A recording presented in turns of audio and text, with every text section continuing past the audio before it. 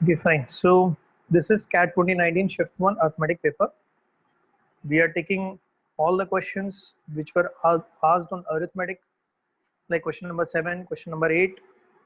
Then you can see question number 10, 11, 12, 13. यही question numbers रहे हैं इस पेपर के.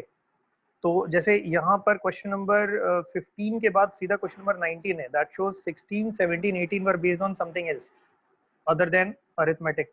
So total number of questions which have been asked in only single paper of CAT 2019, they were 15. So we are starting with the discussion of all these questions from question number 7. The very first question based on arithmetic was at question number 7. So starting question number 1 to 6 were the questions which were based on other chapters or other reasoning methods, right? So starting with question number 7, हम लोग question number 7 से start करते हैं. Just go through it once. Let's go through it. Ramesh and Gautam are among 22 students. So total there are 22 students. If I remove Ramesh and Gautam, there are 20 students who write an examination. Now Ramesh scores 82.5. So ये R की figure जो है directly यहाँ पर हमें दे दी गई है. मान लेते हैं कि रमेश का स्कोर जो है वो R है, गौतम का स्कोर जो है वो G है, और रिमेनिंग 20 स्टूडेंट्स का जो स्कोर है, जो बचे हुए 20 स्टूडेंट्स हैं, उनका टोटल स्कोर हम S मान लेते हैं, right? So Ramesh scores 82.5. The average score of 21 students other then Gautam. अगर गौतम को हटा दें हम तो कितने स्टूडेंट्स बचेंगे? 22 में से 21 बचेंगे, तो उसका स्कोर एवरेज स्कोर 62 है. तो इसको हम कैसे रिप्रेजेंट कर सकते हैं अपनी इक्वेशंस के फॉर्म में? सो सी, इसमें गौतम नहीं है, यानी इसमें रमेश है और अदर स्टूडेंट्स हैं S, ठीक है?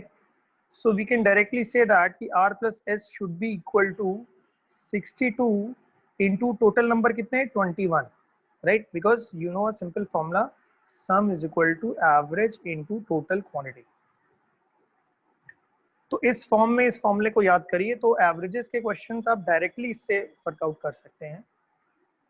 आप ऐसे भी लिख सकते हो, average is equal to sum upon total quantity, फिर इसको रीअरेंज करो, नो प्रॉब्लम विद दैट. तो अगर इसको मैं सॉल्व करता हूँ further, so what I get is that, कितना वैल्यू आ जाएगा? 1302. 1302. Yes, very good, very good. It is R plus S is equal to 1302, और ये हमारी पहली इक्वेशन हो गई, ठीक है? तो सी कैट क्या कर रहा है, अब कैट के स्टैंडर्ड को समझने की कोशिश करिए. You would be looking for some great average formula जो कि सीधा सीधा यहाँ पर अप्लाई हो जाए. नहीं, वो आपको अपनी कंडीशंस बताएगा. आपको खाली क्या करना है, उसकी लैंग्वेज को अंडरस्टैंड करना है, और लैंग्वेज को अंडरस्टैंड करके सही एक्सप्रेशंस में, यानी अलजेब्रिक एक्सप्रेशंस में फॉर्म कर लेना है उसको, ठीक है? तो जो चीज नहीं मालूम है उसको X Y Z P Q R जो भी आप समझते हैं सही, उसको मान के फिर आप आगे. अब जैसे नेक्स्ट लैंग्वेज क्या कह रहा है, अब ये सेकंड पार्ट है क्वेश्चन का, यही आगे बढ़ाएगा हमें.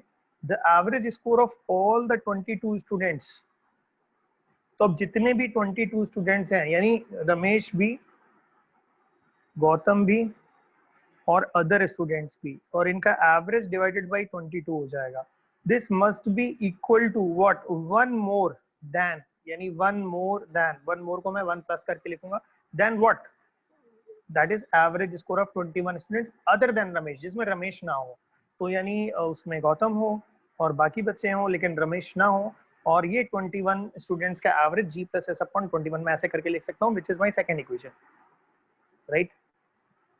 तो अब मुझे इन्होंने सवाल पूछ दिया G का वैल्यू क्या है, that is the score of Gautam is what. तो अब यहाँ पर आपको गौतम G का वैल्यू निकालना है. अब यहाँ पर आप ये देखिए, क्या आपके पास सफिशिएंट इक्वेशंस हैं? Do we have sufficient amount of information? So what the answer is that yes. Why? क्योंकि R का वैल्यू यहाँ पर दिया है 82.5, राइट? तो अगर R का वैल्यू 82.5 है, so we can get S is equal to 1302 minus 82.5, और ये वैल्यू कितना आ रहा है? 1219.5. 1219.5 ये वैल्यू आ रहा है. मतलब S की वैल्यू निकल गई, R की वैल्यू हमें पता है 82.5. अगर ये दो वैल्यूज मैं उठा करके सेकेंड इक्वेशन में रख दूं तो G का वैल्यू अपने आप आ जाएगा कि नहीं आ जाएगा? isn't it? Yes sir. है ना? तो उसको अब ये चेक करो, आप रख दो वैल्यू 82.5 प्लस जी प्लस 1 2। अच्छा इसको देखो यहाँ पर क्या कर, इतना लिखने की जरूरत नहीं है।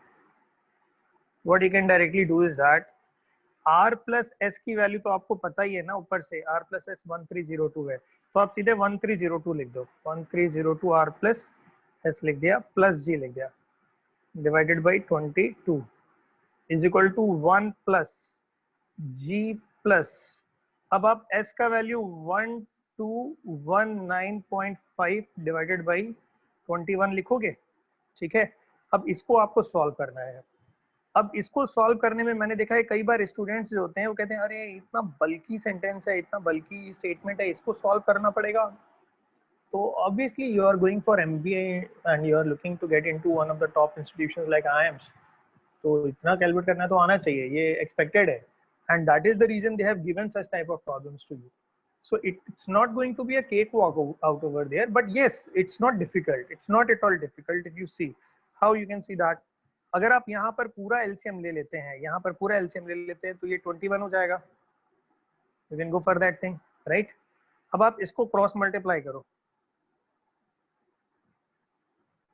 ठीक है, तो अब सबसे पहले 21 इसमें ऐड करो और फिर क्रॉस मल्टीप्लाई करके जरा सॉल्व करो, देखो तुरंत आंसर आएगा। बताएं क्यों आंसर आएगा?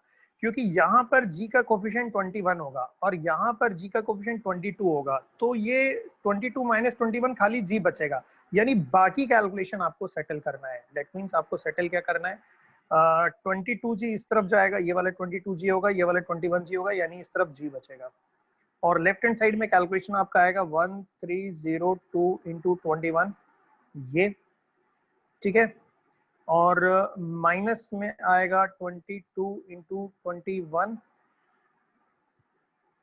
और माइनस में आएगा 22 इंटू 1219.5, ठीक है। तो कोशिश ये करिए कि आप इन दोनों को ऐड कर दें, दो बार 22 से मल्टीप्लाई ना करें, तो आप ऐड करके देखो 1219.5 और 21 को ऐड करके देखो कितना आ रहा है, 1240.5, जस्ट चेक।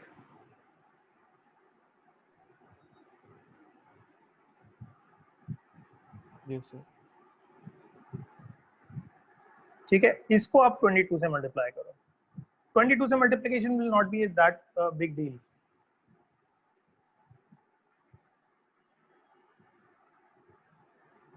ये पूरा जरा जल्दी से कैलकुलेट करके बताओ सब लोग कितना रहा है, देखो डेसिमल हट जाएगा। सर 26829। कौन सा आया, ये माइनस में जो है? हाँ सर। हाँ 26829 आया, मतलब आपका कहना ये है g is equal to 1302 into 21 minus 26829, right? अब इसका वैल्यू बताओ क्या आया, खाली मल्टीप्लाई करना है बट फास्ट मल्टीप्लिकेशन करो। 27342। एक सेकेंड मैं इसको मिटा के इसका वैल्यू लिख सर देता हूँ। 26829 नहीं 27829 आ रहा है। 26829 की जगह नहीं, इसका वैल्यू क्या आ रहा है? 1240.5 into 22। 27342 आएगा ना, ये 27342, ये देखो ये इतना आ रहा है कि नहीं आ रहा है? यस सर यही Yes sir आ गया। ठीक है, और इस तरफ ये राइट वाला कैलकुलेशन कितना आ रहा है, ये गड़बड़ लग रहा है मुझे, ये चेक करो देखो कितना आ रहा है। 27291। यस 27291 ये आएगा। अब दोनों को माइनस करके देखो कितना आ रहा है, 2727 तो सेम है, 342 माइनस 291 करना है बस। सर 49 हो जाएगा। 51 आएगा sir. 51 right, so you will mark 51। तो अब देखिए आप लोगों को पता चल रहा है आप लोगों में कमी कहाँ है अर्थमेटिक में, क्या इसमें प्रॉब्लम हुई या इसमें प्रॉब्लम हुई? तो मुझे ऐसा लगता है कि आप लोग ये चीज सोच लेते हैं, you are able to think logical, you all are logical guys, but when it comes to tough calculations or when it comes to engaging with the calculations rather I should say, there you take a pause। आप में से बहुत सारे बच्चे उसको execute नहीं करते, वो रोक देते अपनी वर्किंग, ठीक है, and very few students they come up with that. तो आपको हैबिट बनानी पड़ेगी अपने एक अच्छे कैलकुलेशन की। तो ये वाला क्वेश्चन क्लियर हो गया, 51 आ गया। चलो दूसरा देखते हैं। अब ये सवाल एक बार जल्दी से रीड करो so that we can work on this.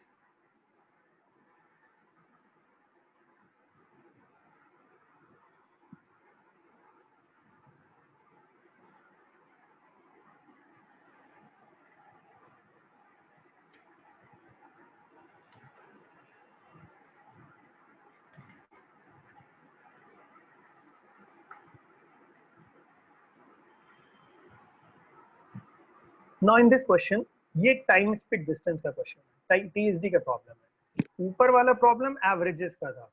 तो कैट एक ऐसा एक एग्जामिनेशन है जिसमें एवरेजेस और टीएसडी के सवाल ऑलमोस्ट रहते ही रहते हैं। मतलब अर्थमेटिक में टीएसडी का हर चैप्टर रहेगा, वैसे मतलब अर्थमेटिक का हर चैप्टर रहेगा, लेकिन टीएसडी देखो बहुत ही फ्रीक्वेंटली आता है। So one can use 3 different transports which move at 10, 20, 30 kilometre per hour.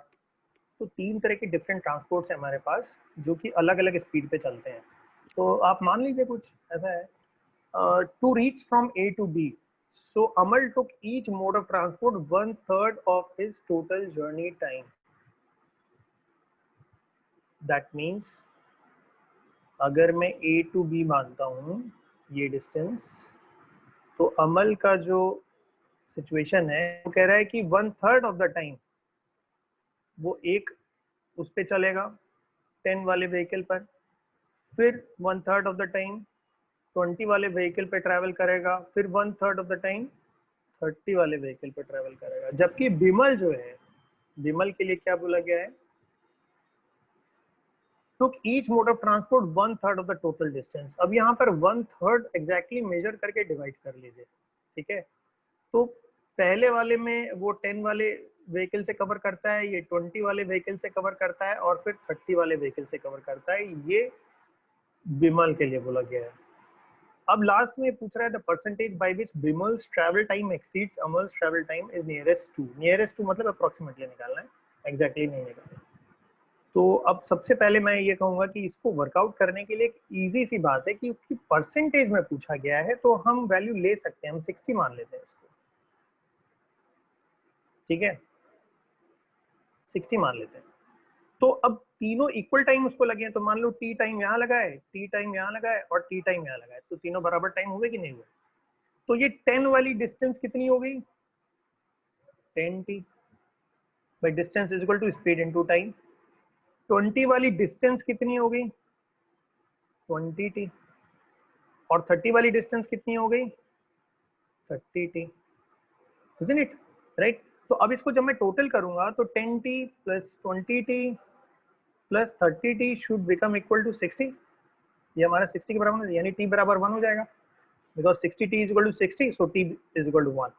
That means Amal को टोटल टाइम कितना लगा, t t and t, that means 1 1 and 1, so total time, हाँ टोटल टाइम इज 3 hours, 3 घंटे लगे,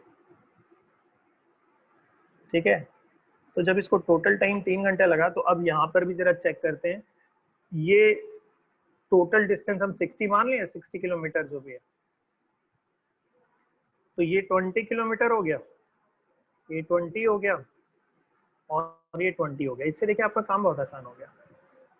तो जब ये 20 20 20 हो गया, तो आप ये 10 की स्पीड से अगर चल रहा है तो टाइम कितना हो जाएगा यहाँ पर, 2 घंटे। डिस्टेंस अपॉन स्पीड, फिर डिस्टेंस अपॉन स्पीड, फिर डिस्टेंस अपॉन स्पीड, राइट। तो ये पहला टाइम हुआ, ये दूसरा टाइम हुआ, ये तीसरा टाइम हुआ, ये 2 घंटा, ये 1 घंटा, ठीक है, और ये 2/3 आवर्स। तो टोटल टाइम इसको कितना लग रहा है, 40 3 और मिनट्स 2/3 कर सकते हैं। और 11/3 आवर्स, राइट। तो अब क्वेश्चन क्या है, the percentage by which Bimal's travel time exceeds Amal's travel time. तो ये सवाल तो परसेंटेज का है, लेकिन ये कंडीशनैलिटीज, ये कंडीशंस जो हैं वो टीएसडी की हैं। तो ये इससे कितना परसेंट ज्यादा है वो निकालने के लिए आप क्या करेंगे, 11/3 माइनस 3 से निकालना है। तो जिसके रिस्पेक्ट में निकाला जाता है वही चीज डिवाइड भी करते हैं, इंटू डिवाइडेड बाई 3 इंटू 100। तो ये चीज आपको निकालनी है, जरा जल्दी से निकाल के बताइए अप्रोक्सीमेटली कितना आ रहा है।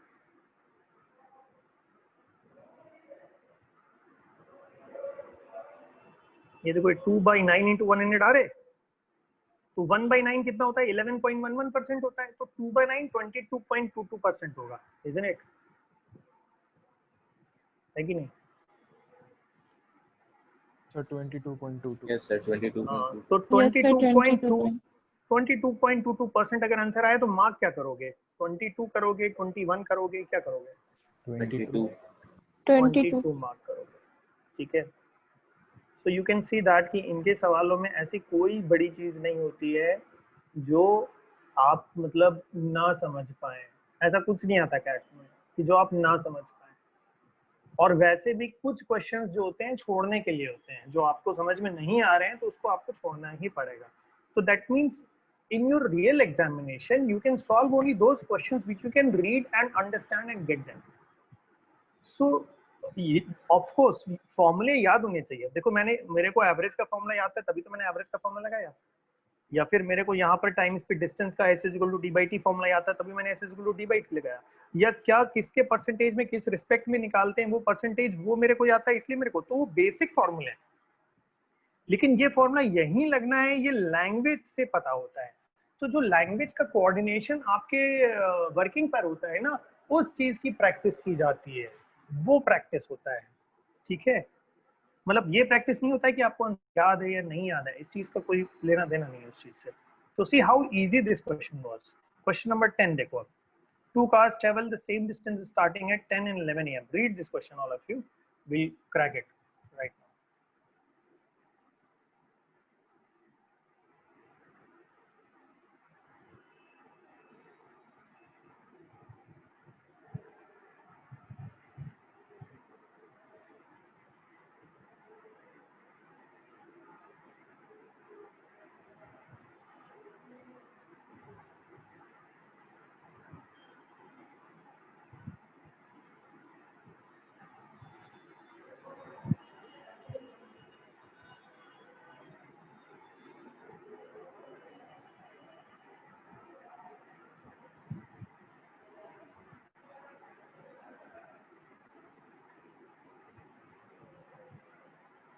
I think all of you have read it.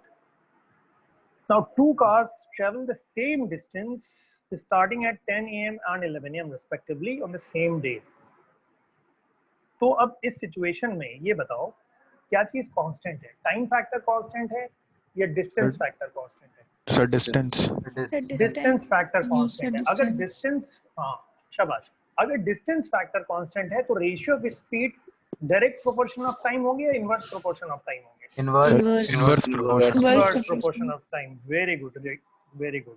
अगर मैं तुम लोगों के लिए विजुलाइज करूं यहाँ पर, अगर डायग्राम बना करके देखूं इस तरीके से कि ये वो डिस्टेंस है and suppose there are two cars A and B और ए 10 बजे चलती है और मिनिमम 6 घंटे में यहाँ पहुंच जाएगी, तो बी अगर 11 बजे चल रही है तो कितनी देर में पहुंचेगी? 5 घंटे में। 5 घंटे में पहुंच जाएगी, ठीक है। तो यानी speed of A upon speed of B मैं क्या लिखूं? 6/5 लिखूं कि 5/6 लिखूं? 5/6। 5/6। 5/6 मुझे 5/6 लिखना चाहिए, ठीक है ना। इतना तो मैं इतने लाइन से इतना तो मैं समझ ही गया, राइट, क्योंकि ये they reach their common destination at the same point of time, ये बराबर पहुंचते हैं। तो अगर जब ये लोग बराबर पहुंच रहे हैं तो इसका मतलब ए अगर 6 घंटे में यहाँ पहुंच रहा है और ये 1 घंटा लेट चला है तो ये 5 घंटे में पहुंचा होगा, ठीक है ना, ये 5 आवर्स में पहुंचा होगा। तो अब यहाँ पर आपने ratio of speed of A and B निकाला, ये 5/6 हो गया। So if the first car travelled for 6 hour, highest possible value of percentage by which the speed of the second car could exceed that of the first car. तो ये second car, ठीक है, इससे कितना एक्सीड कर सकती है? तो सेकंड कार को आप 6 मानो, वो 5 से कितना एक्सीड कर सकती है? इतना कर सकती है।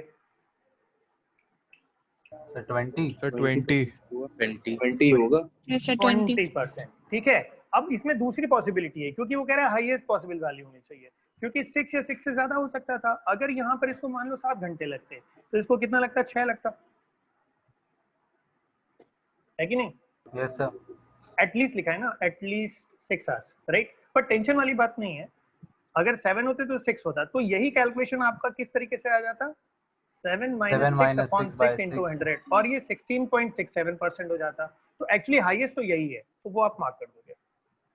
ये खाली मैंने एक्सप्लेन करने के लिए समझाया कि हाईएस्ट का मतलब क्या है और ये क्या है। तो that means see try to understand, वो आपसे कैलकुलेट सिंपली ही कराना चाहते थे, लेकिन क्योंकि ये कैट है तो ये आपको एक तरीके से इल्यूजिव या डिसेप्शन में डालेगा, इल्यूजन या डिसेप्शन में डालेगा। तो एक क्या इल्यूजिव पॉइंट है यहाँ पर, वो ये है कि एक तो हाईएस्ट पॉसिबल वैल्यू कह के आपको डरा रहा है, ठीक है, और दूसरा थोड़ी सी कंडीशंस ऐसी यूज कर रहा है एटलीस्ट 6 आवर्स। तो एटलीस्ट 6 आवर्स से कोई फॉर्मूला, केवल फॉर्मूला पढ़ के आने वाला बच्चा वो कंफ्यूज हो जाएगा, वो कहेगा एटलीस्ट 6 आवर्स, ये क्या चीज है, मतलब 6 घंटे भी हो सकते हैं, 7 घंटे भी हो सकते हैं, 8 घंटे भी हो सकते हैं। तो अगर ये बात आपको टेंशन दे रही है तो फिर प्रॉब्लम फंस जाएगी। तो now try to understand, CAT is the game of your nerves. CAT किसी बड़े एग्जाम का नाम नहीं है। बड़ा एग्जाम खाली नंबर ऑफ स्टूडेंट्स के ऊपर डिपेंड करता है, वो बड़ा एग्जाम है। By standard, by quality, they are making a simple paper for people who have common sense, simple. तो आपको कुछ नहीं 20 मार्क करना था और ये बहुत ही सिंपल सवाल है, और इतनी पॉसिबिलिटी के लिए, इतनी क्लैरिटी के लिए आपको वर्किंग भी ज्यादा नहीं करनी पड़ी। हाँ, डिस्टेंस फैक्टर कांस्टेंट मैंने आपको पढ़ाया है, टाइम फैक्टर कांस्टेंट मैंने आपको पढ़ाया है, मैंने आपको ये भी बताया था कि आपको अलग अलग सिचुएशंस मिलेंगी कैट में और आपको देख के डिसाइड करना पड़ेगा कि टाइम फैक्टर सेम है या डिस्टेंस फैक्टर सेम है।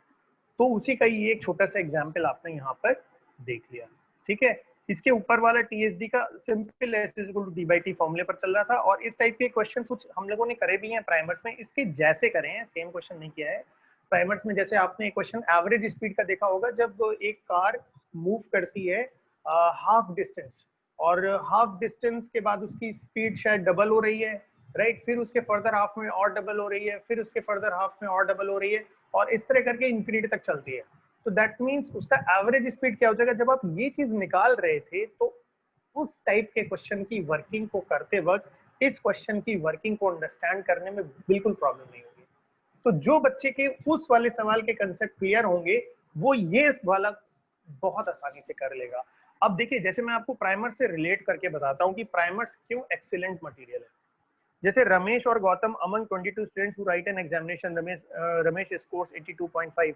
आपने अपनी क्लास शीट में भी ऐसे सवाल किए हैं जिसमें इस तरह की इक्वेशंस बनी है, और प्राइमर्स में ही कम से कम पहला या दूसरा ही सवाल ऐसा था जिसमें ए बी सी डी 4 लोग हैं और किसी का एवरेज किसी से रिलेट किया गया है, और वो इक्वेशन फॉर्म करके उसमें एटलीस्ट और मैक्सिमम करके वो सारी कंडीशंस वहां पर आई हैं। तो उतना थॉट प्रोसेस लेने वाला जो भी बच्चा होगा वो इसके थॉट प्रोसेस को भी वर्कआउट कर सकता है। The only challenge that you have to accept is for going with the calculations, because sometimes calculations are little jerky and can actually consume little time. But see, CAT में तुम्हें calculator मिलता है, तो अगर यहाँ पर तुम्हें ये टेंशन है कि तुम अकेले कैसे कैलकुलेट करोगे इतना सारा कैलकुलेशन, तो कैलकुलेटर पे लगा देना, कोई प्रॉब्लम नहीं है। तो मतलब ये बाई लक है, बट दूसरे एग्जामिनेशन में आपको ये बेनिफिट नहीं मिलेगा क्योंकि कैलकुलेटर नहीं मिलेगा, तो आपको भिड़ना पड़ेगा। अब देखो क्वेश्चन नंबर 11 देखते हैं हम लोग। गो for this one, read it. Done. Very good, चलो ऑल ऑफ यू, बाकी लोग एक बार देख लें।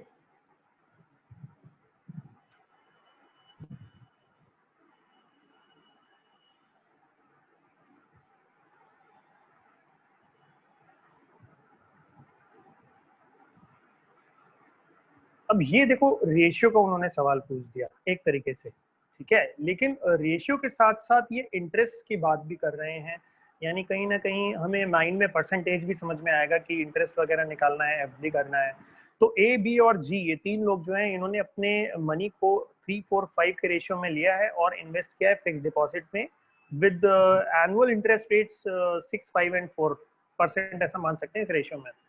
So what is their total interest income in rupees after a year? एक साल बाद उनको टोटल इंटरेस्ट इनकम कितना मिलेगा अगर B का interest income exceeds that of A by 250। तो ये लैंग्वेज देख रहे हो, ये लैंग्वेज बहुत कॉमन लैंग्वेज है, अभी ऊपर भी आपने ऐसी लैंग्वेज देखी थी। दैट मीन्स आप ये कह रहे हैं कि B का जो इंटरेस्ट आया होगा माइनस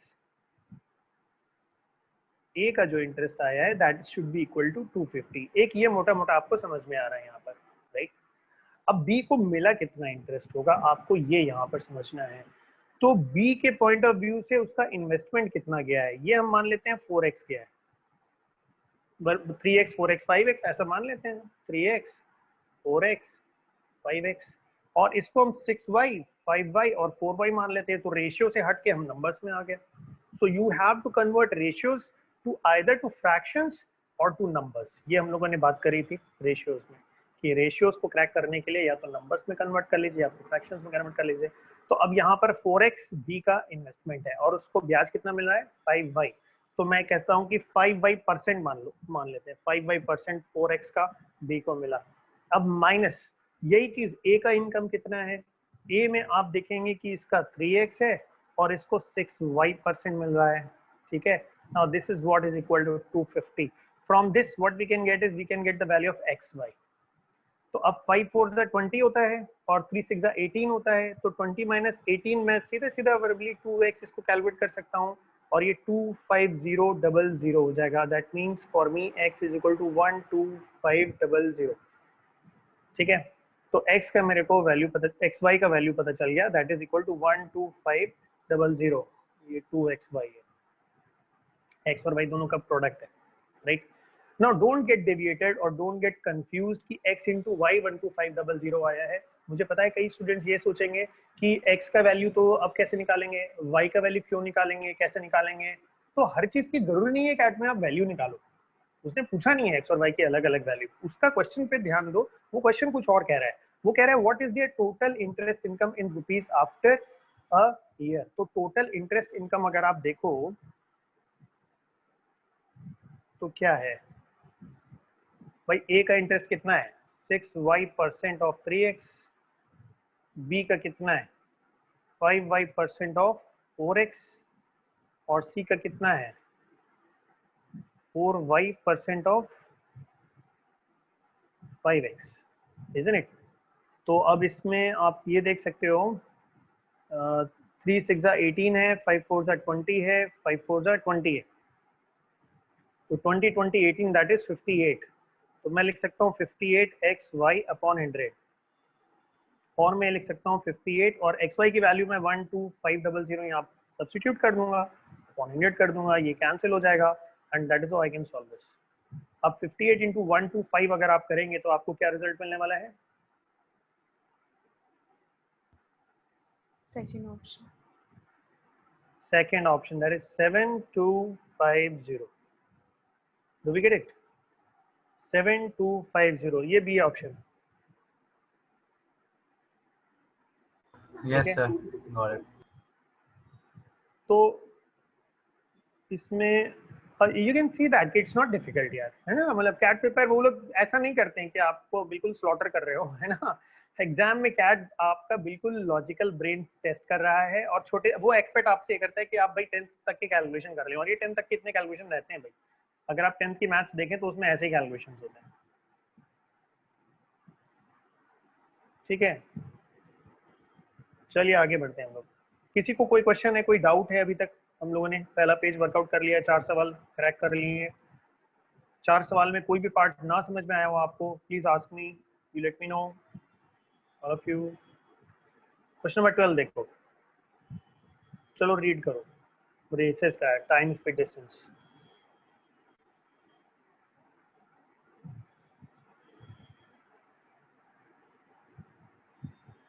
और ये थीटा बेस्ड है, that means type in the answer, theta is type in the answer.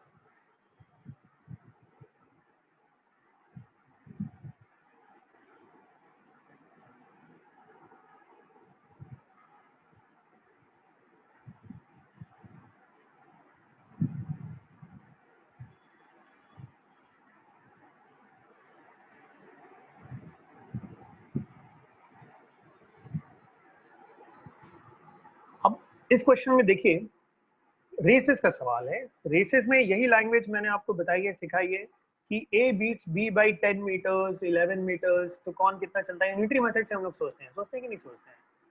Same फंडा जो बताया वही लगेगा, कोई प्रॉब्लम नहीं है। कैट में ऐसा एक भी सवाल अरिथमेटिक में नहीं है जो हम लोगों ने उसका कंसेप्ट जिसका डिस्कस ना किया हो। We have discuss everything, you see कैसे लगेगा।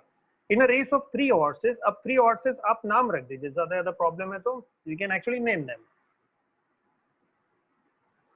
ए बी और सी, 3 हॉर्सेस ये हो गए। सो फर्स्ट यानी A beat the second by 11 meters, फिर थर्ड बाय 90 मीटर्स, फिर उसके बाद कंडीशन दे रहा है second beat the third by 80 meters, what was the length in metres of the race course. मैंने क्वेश्चन रीड कर दिया। अब क्वेश्चन रीड करने के बाद मेरा ध्यान इस पे क्या, ये पूछ क्या रहा है, length in metres of the race course है। तो मैंने कहा अरे हाँ, ये तो मुझे पता ही नहीं है कि लेंथ, भाई लेंथ ऑफ द ट्रैक कितना है। तो उसको सबसे पहले मैंने एज्यूम किया let x be the length of the track, ठीक है। तो मेरे हिसाब से अब ये ट्रैक जो है ये x मीटर्स का है, ठीक। तो अब जब ये मेरे लिए x मीटर्स का है, तो a जब b को 11 मीटर से बीट करता है, तो मैं ये कह सकता हूं अब रेसेस में, खास तौर पे इसमें, which factor is constant, distance factor और time factor? Distance factor. Distance factor. देखो रेसेस में मैंने तुम लोगों को बहुत अच्छे से बताया था कि time factor is constant. Time का तुम लोग ये सोच रहे होगे कि ये डिस्टेंस यहाँ से यहाँ तक सेम दौड़ रहे हैं, वो तो सेम डिस्टेंस दौड़ेंगे, लेकिन जब उसने 11 मीटर से बीट किया होगा तो दोनों के लिए टाइम तो इक्वल ही रहा होगा ना। जितने टाइम से ए दौड़ रहा होगा उतने टाइम से बी, और बी ने अभी एक्स मीटर ट्रेवल नहीं किया है, बी ने एक्स माइनस 11 मीटर ट्रेवल किया है। तो अगर ए ने एक्स ट्रेवल किया है तो बी ने कितना ट्रेवल किया है, एक्स माइनस 11। तो डिस्टेंस सेम कैसे होगी, दोनों का टाइम सेम है लेकिन यहाँ पर, राइट। तो रेसेस के जितने भी सवाल होते हैं, 99.9% of the questions based on races, it's a single unique decision that time factor will remain constant because at a particular point of time situation will be different। 10 second बाद ए कहीं और होगा, बी कहीं और होगा, सी कहीं और होगा, लेकिन 10 सेकंड बाद तीनों के लिए 10 सेकंड ही रहेंगे ना, टाइम फैक्टर कांस्टेंट रहेगा, अलग अलग डिस्टेंस ट्रैवल करेंगे। So distance is not measured with the race course. Race course या जो लेंथ होती है वो तो फिक्स ही रहती है, लेकिन सब अलग अलग टाइम पे अलग अलग डिस्टेंस चलते हैं। बट उसके बाद भी जब 0 सेकंड पे रेस स्टार्ट हुई है तो 10 सेकंड अगर ए के लिए हुआ है तो 10 सेकंड बी के लिए भी हुआ है, बी के लिए 11 सेकंड नहीं हुआ होगा। तो time factor is always constant. You just refer your notes, primers भी एक बार चेक करो और नोट्स रेफर करो, उसमें सारी बातें लिखी हैं, आपने लिखा होगा। तो speed of A upon speed of B अगर मैं कहूं, ठीक है, तो अगर टाइम फैक्टर कांस्टेंट है तो ratio of speed direct proportional to distance travelled होगा या इनवर्स प्रोपोर्शन होगा? डायरेक्टली प्रोपोर्शनल होगा। डायरेक्टली प्रोपोर्शनल होगा, डिस्टेंस ट्रेवल्ड बाय ए। तो डिस्टेंस ट्रेवल्ड बाय ए हम x मान रहे हैं, तो b कितना हो जाएगा, x माइनस 11, ठीक है ना। और तीसरे वाले को कितने से बीट करता है, x माइनस 90, x minus 90। ठीक है। अब ये कह रहा है सेकंड वाला जो है तीसरे वाले को कितने से बीट करता है, यानी b जो है c को बीट करेगा। तो b कितना चलेगा, x चलेगा, और c कितना चलेगा, x माइनस है कि नहीं, 80, x माइनस 80 चलेगा, राइट। अब तीनों को कनेक्ट करना है सो दैट हम x की वैल्यू निकाल लें। तो एक सिंपल सा काम करो, S B upon S C given है यहाँ पर, और इसमें हमें एस ए कॉमन दिख रहा है, हमें नहीं चाहिए, तो अब इसको पलट दो, इसको नीचे ले जाओ, इसको ऊपर कर दो। तो इसको मैं लिख सकता हूँ S B upon S A is equal to x minus 11 upon x, right. अब इन दोनों को मल्टीप्लाई कर दो, यानी S A upon S C से अगर मैंने इसको मल्टीप्लाई किया तो मुझे इसको मल्टीप्लाई करना चाहिए एक्स अपॉन एक्स माइनस 90 से, तो इसमें एक्स एक्स कट जाएगा, and what we get is x minus 11 upon x minus 90। What we have is ऐसे ऐसे will get cancelled, so we'll get this ratio S B upon S सी।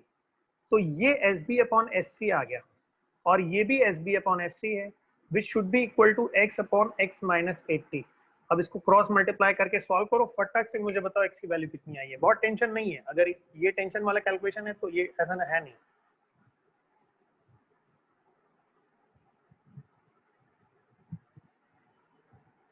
बहुत जल्दी आएगा answer आपका।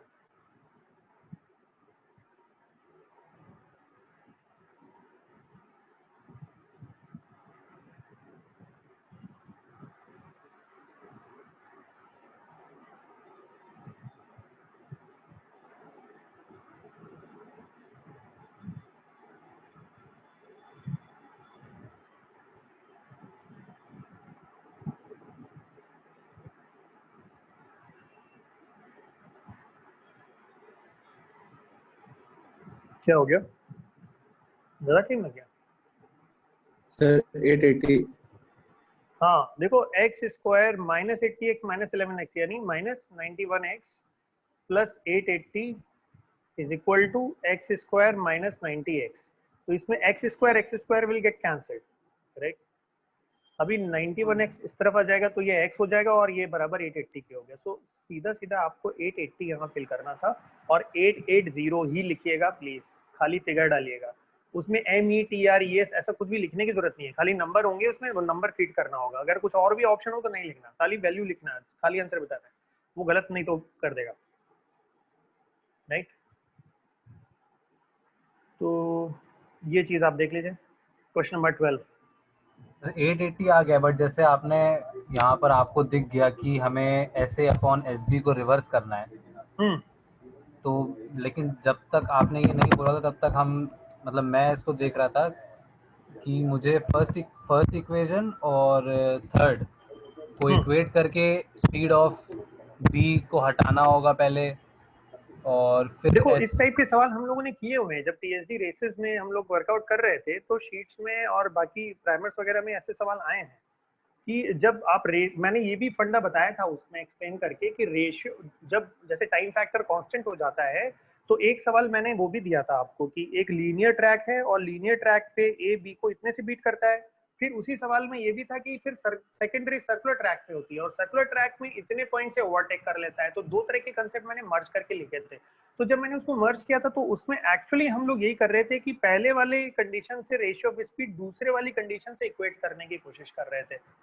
और बी ओपन टू दैट कि SA SB और SC में तुम्हें SA नहीं चाहिए, SB और SC से इजीली रिलेट हो सकता है, मतलब इजीली रिलेट हो सकता है। तो थोड़ा एल्जेब्रिक मैनिपुलेशंस पे ध्यान रखो। देखो यहाँ पर मेरा काम है ये दिखाना कि कैट तुमसे क्या एक्सपेक्ट करता है, कि तुम क्या सोच सकते हो। तो ये सब जो क्वेश्चंस हम सॉल्व कर रहे हैं यही तुम्हारी टेक्निक्स बन जाएंगे। Now don't ever think like that कि ये टेक्निक किस किताब में लिखी है, किसी किताब में नहीं लिखी है, ये तुम प्रैक्टिस कर रहे हो और तुमने यहाँ पर देखा है, तो ये तुम्हारे नोट्स में चली जानी चाहिए। तो अगर तुम वाकई में लर्नर हो तो तुम इवनिंग तक, अगर तुम्हें लगता है कि ये एक वैल्यू एडिशन कर रहा है तुम्हारे ये थॉट प्रोसेस, तो इसको तुम उठा करके अपनी प्राइमर बुकलेट में रजिस्टर कर दोगे या अपनी नोट्स जहां पर तुमने लिखे होंगे वहां धीरे से एग्जाम्पल लिख दोगे और ये लिख दोगे कि अगर ऐसा आता है तो मैं ऐसा करूंगा सिचुएशन में, और तुम अपग्रेड हो जाओगे, नॉट अ प्रॉब्लम। और ऐसे ही हर सवाल को अपनी थ्योरी मान लेना चाहिए और उसको लर्न करते हुए आगे बढ़ना चाहिए। That is how you can get it. ठीक है प्रखर, सो डोंट वरी, तुम सोच ले जाओगे, हाँ you will get it, no problem. तुम देखते जाओ और उसको नोट करते जाओ और रिवाइज करते जाओ, खूब सारे रिविजन करो। Question number 13। अब तुम देखो, सबसे पहले क्वेश्चन नंबर 7 पे अर्थमेटिक फेस किया होगा बच्चों ने, 8th पे फेस किया होगा, 9th कोई और चैप्टर का किया होगा, 10th पे आए होंगे, फिर 11th अर्थमेटिक, फिर 12th अर्थमेटिक, फिर 13 अर्थमेटिक, फिर 14 अर्थमेटिक, लगातार, है ना। तो 13th वाला सवाल देखते हैं हम लोग। All of you read this question.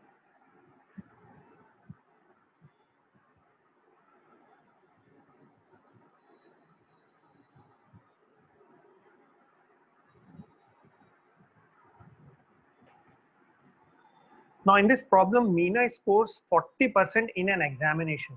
40% marks उसके आते हैं। एंड आफ्टर रिव्यू, उसका पेपर रिव्यू किया जाता होगा जैसे हमारे टाइम स्क्रूटनी वगैरह होती थी वैसे review. Even though her score is increase by 50%, मतलब उसका स्कोर 50% से बढ़ गया। Now she fails by 35 marks, उसके बावजूद वो फेल हो गई। कितने मार्क्स है? 35 मार्क्स, राइट। इफ, अब इफ करके स्टार्ट कर रहा है, मतलब पहली कंडीशन हमारी यहाँ खत्म हो गई। तो हमारी जो पहली इक्वेशन या पहला पैरामीटर कैलकुलेट होगा वो पहली लाइन से कैलकुलेट होगा। इससे एक चीज हमें मिलने वाली है, ठीक। अब दूसरी चीज क्या कह रहा है? इफ, अब यहाँ पर सॉरी, दूसरी कंडीशन यहां से स्टार्ट होती है, if her post review score. Post review score समझने की कोशिश करिए, आपको कंफ्यूज करने के लिए है। बहुत से स्टूडेंट्स लैंग्वेज की ग्रिप में नहीं होते हैं, फॉर्म पे नहीं होते हैं।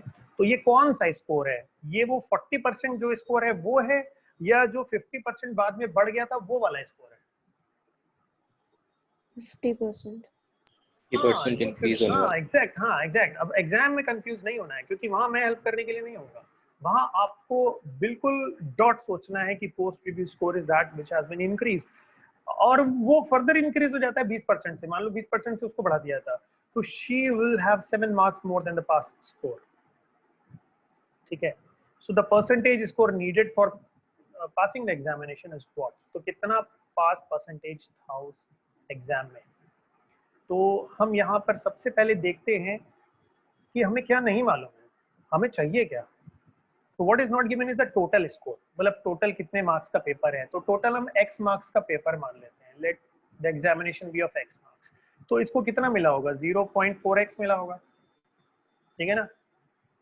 अब रिव्यू हुआ होगा, तो रिव्यू में कितना बढ़ गया होगा, 50%। 50% मतलब बढ़ने का मतलब 1.5 से मल्टीप्लिकेशन। तो देखो परसेंटेज मल्टीप्लायर मैं यूज कर रहा हूँ और सीधा सीधा वही चीज बैठ रही है यहाँ पर, ठीक है।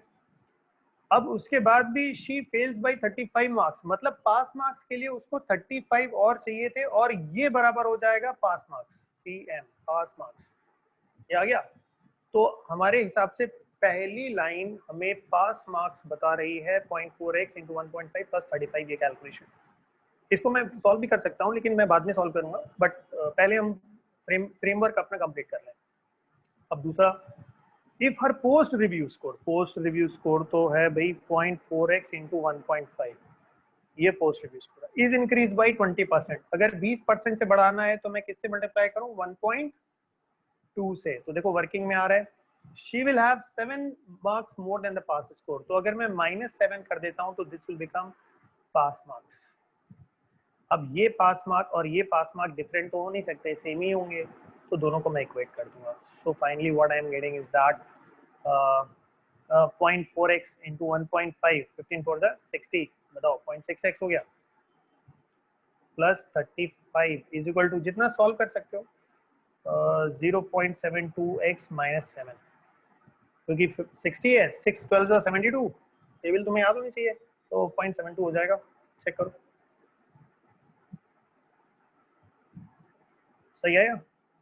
ठीक है, अब इसको सॉल्व कर लेते हैं। 7 को अगर मैं इस तरफ ले जाता हूँ तो ये 42 हो जाएगा, और 0.6 को मैं उस तरफ ले जाता हूँ तो ये हो जाएगा आपका 0.12x। तो दैट मीन्स x बराबर करीब आ जाएगा आपका 42 अपॉन 0.12, आप ये हटा दीजिए, इंटू 100 कर दीजिए, 6 2 12, 6 7 42, 700 बाई यानी 350, सिंपल है। तो 350 आ गया है, लेकिन 350 पूछा नहीं गया है, मतलब x का वैल्यू पूछा नहीं गया है, पूछा क्या गया है, what is the pass percentage, ये टोटल मार्क्स है।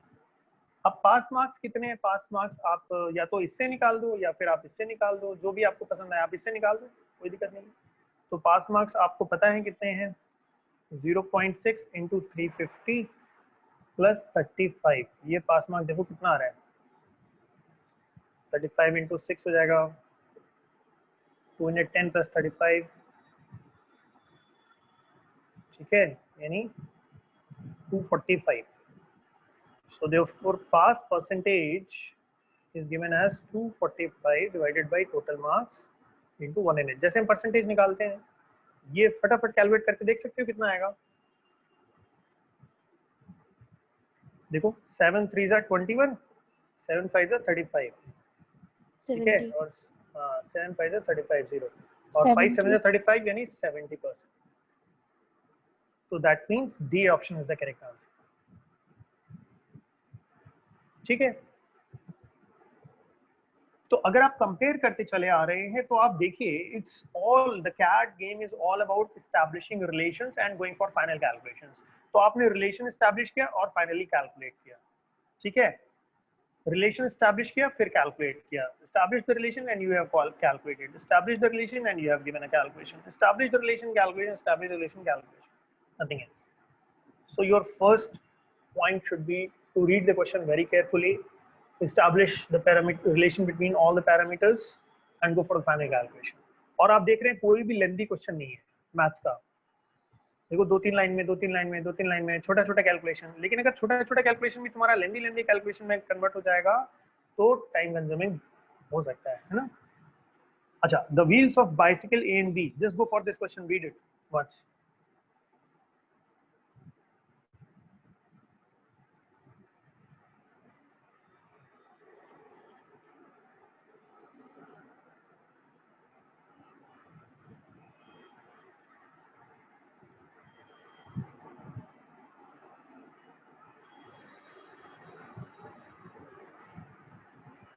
नाउ सी यहाँ पर दो तरह की बाइसिकल्स हैं, ए और बी। और बाइसिकल्स के जो व्हील्स होते हैं वो सर्कुलर होंगे ऑब्वियसली, तो उनका रेडियस गिवन है यहाँ पर, आपको रेडियस गिवन है, ये ध्यान रखिएगा, रेडियस मतलब रेडियस, डायमीटर नहीं। While traveling a certain distance का मतलब क्या है? Distance is constant. हाँ कांस्टेंट, डिस्टेंस कांस्टेंट है इस बार, मतलब फिक्स डिस्टेंस चलेंगे। So each wheel of A required 5000 more revolutions than each wheel of B। तो तुम ये ऐसा बना लो, A और B बना लो, तो इसको अगर n रिवॉल्यूशंस लगते हैं तो A को कितने लगेंगे? 5000 plus n लगेंगे, ठीक है। You are establishing relation between the parameters. If bicycle B traveled this distance in 45 minutes, then its speed in kilometer per hour was what? चलो ठीक है, अगर दोनों cycle same distance, constant distance travel कर रही है तो यानी डिस्टेंस कांस्टेंट है, डिस्टेंस फैक्टर इज कांस्टेंट। तो अगर मुझे पहिए के नंबर ऑफ रेवोल्यूशंस पता है तो टोटल डिस्टेंस मैं कैसे निकाल सकता हूँ? by multiplying the number of revolutions into one revolution, जो circumference जो आएगा जो भी है, circumference, बिल्कुल सही। अगर मैं 2 पाई r को n से मल्टीप्लाई कर दूं तो I will get the total distance travelled by that bicycle, isn't it? भाई रिवॉल्यूशन क्या होता है? एक चक्कर 2 पाई r के बराबर होता है कि नहीं होता है? तो एक पहिया जब 2 पाई r घूम जाएगा तो यानी 1 रिवॉल्यूशन काउंट होगा, तो n रिवॉल्यूशंस ले रहा है तो यानी 2 पाई r n टाइम्स चला होगा, तो यानी टोटल डिस्टेंस ट्रेवल 2 पाई r n हो जाएगा इस तरीके से। तो what I can say is that कि इसका डिस्टेंस कितना हो गया आएगा? 2 पाई r इंटू n। ये ब्रैकेट लगाना मत भूलिएगा, नहीं तो आप खाली 5000 से मल्टीप्लाई करके रह जाएंगे। और ये क्या हो गया? 2 पाई r इंटू n। तो दोनों की डिस्टेंस सेम होंगी कि नहीं travelled, because both are travelling the certain distance, isn't it? They are travelling the same distance, same certain distance. तो इससे हमारा n का वैल्यू आ जाएगा, उससे हमारी डिस्टेंस आ जाएगी, और डिस्टेंस आ जाएगी, टाइम गिवन है, स्पीड निकल जाएगी। तो ये फ्रेमवर्क मेरे माइंड में बैठ चुका है अब तक, मुझे अब क्लियरली दिखाई दे रहा है। तो ट्राई टू अंडरस्टैंड कि अगर डिस्टेंस फिक्स है, डिस्टेंस कांस्टेंट है, तो डिस्टेंस को डिस्टेंस से इक्वेट करना पड़ेगा। अब इसमें सबसे पहले देखो, तुम पाई को हटा दो क्योंकि ये रिस्की फिगर है, ये इरिटेट कर रहा होगा। देन आप 2 को कट कर सकते हो, ये 2 और 2 कैंसिल कर सकते हो, ये 10 और ये 10 कैंसिल कर सकते हो। So let me take some other colour. अब यहाँ पर आप देखो, ये हो जाएगा 3 5 15,000 plus 3n is equal to 4n। That means I can say that n is equal to 15,000। बिल्कुल सही, n बराबर 15,000 आ गया। तो मेरी डिस्टेंस निकल जाएगी। डिस्टेंस के लिए ये वाला मत यूज करना, ये वाला यूज करो। तो that distance is equal to what? n का वैल्यू 15,000 इंटू 2 पाई इंटू 40। अब पाई जो है मैं सोच रहा हूँ 22/7 रखूँ, ये रखूँ, वो रखूँ, 3.14 रखूँ, क्या रखूँ? तो मैंने ऑप्शन पे नजर डाली तो देखा पाई उसमें है। दैट मीन्स पाई का मेरे को कोई रिप्लेसमेंट नहीं करना है, पाई का कोई वैल्यू नहीं रखना है। ऑप्शन में देखा मैंने 16 पाई, 12 पाई, पाई सब में है, खाली कोफिशिएंट चाहिए मेरे को, पाई छोड़ करके चाहिए। तो भाई डिस्टेंस अगर ये है तो स्पीड हो जाएगी डिस्टेंस अपॉन टाइम, और टाइम 45 मिनट्स है। अब क्योंकि ये मिनट्स है, इसको मुझे आर में कन्वर्ट करने के लिए बाई 60 करना होगा, और वो 60 ऊपर चला जाएगा, राइट? जरा अब इसमें एक करेक्शन और करना है, यू नो व्हाट, क्योंकि यहाँ तो रेशियोज थे इसलिए सारी चीजें कट गई थी। आप देखें ये यूनिट सेंटीमीटर्स में है, ठीक है, और यहाँ पर डिस्टेंस में आर में तो मैं सारी चीजें ले आया हूँ, लेकिन किलोमीटर पर आवर में इनको चाहिए। तो सेंटीमीटर को जब मैं किलोमीटर में कन्वर्ट करूंगा तो ये सेंटीमीटर में, राइट? तो इसको पहले मीटर में करने के लिए 100 से डिवाइड करें, फिर किलोमीटर में कन्वर्ट करने के लिए 1000 से मल्टीप्लाई करें, तो डिवाइड करें। तो इस तरीके से ये अब जाके तुम्हारा कैलकुलेशन फिट हुआ है, ठीक है? तो ये 1000 और ये 1000 मैंने कट कर दिया। Let me change the colour again. और फिर मैंने 15 3 45, राइट? और फिर मैंने लिखा 320 60, isn't it? 16 और उसके बाद मैंने ये 0 ये कट कर दिया, ये कट कर दिया, 4 2 8 8 2 16, यानी ये 16 पाई आ गया। So my correct answer is option A. मतलब सिंप्लीफिकेशन, ये सब सिंप्लीफिकेशन है, कैलकुलेशन है। और देखो इंपॉर्टेंट बात ये है कि कैसे आपका ये टाइम खा सकता है छोटी छोटी सिली मिस्टेक्स में, क्योंकि दिमाग गर्म हो गया एग्जाम के टाइम पर। सेंटीमीटर और किलोमीटर में आप वो कर सकते हैं कि आपका वैल्यू इंटीजर में ना है, बहुत बड़ा वैल्यू आने लगे, मतलब 1600 समथिंग कुछ आने लगे, 16 फिर आगे 000, वो जितने जीरो आप कट नहीं करेंगे उतने जीरो लग जाएंगे उसमें, और ये प्रॉब्लम हो जाएगी बस। Is it okay? तो ये रेवोल्यूशंस वाले हैं। ऐसे भी सवाल आपने देखे होंगे, मॉक्स में भी देखे होंगे, मॉक्स में गिवन है, मैंने देखे हैं, और आपके प्राइमर्स में भी हैं रेवोल्यूशंस और व्हील वाले उस टाइप के क्वेश्चंस है जिसमें डिस्टेंस को निकाला गया है। तो ये आइडिया डिस्टेंस कैसे निकालते हैं ये आपको क्लिक करेगा, ये आपके बेसिक्स में गिवन है सारी चीजें ऑलरेडी, ठीक है? आपको बस खाली उसको याद रखना है। चलो भाई अब ये सवाल ये करते चीज हैं। पहले क्लिक करी थी बट इतने सारे जीरोस हो गए थे ना, तो मुझे लगा था कि हाँ कहीं पे भी कन्वर्जन करना पड़ेगा, बट मैंने पहले देखा नहीं था कि वो सेंटीमीटर में और किलोमीटर में। अच्छा, हाँ हाँ करना पड़ेगा, करना पड़ेगा। नहीं यहाँ इसलिए नहीं करना पड़ा ना क्योंकि वो इधर भी सेंटीमीटर उधर भी सेंटीमीटर दोनों कट हो गए, मतलब लेफ्ट हैंड साइड भी सेंटीमीटर राइट हैंड साइड भी सेंटीमीटर, सेंटीमीटर सेंटीमीटर कट हो गया, तो उसमें टेंशन नहीं हुई क्योंकि मैं जबरदस्ती कन्वर्ट करके अपना बढ़ा लूंगा कैलकुलेशन। लेकिन उधर जब फाइनली निकालना पड़ रहा था मेरे को, तो सेंटीमीटर का यूनिट मेरे को किलोमीटर में चाहिए था, तो मेरे को कन्वर्ट करना पड़ा। समझ गया okay sir. Good. Question number 15 देखते हैं हम लोग, रीड ऑल ऑफ यू।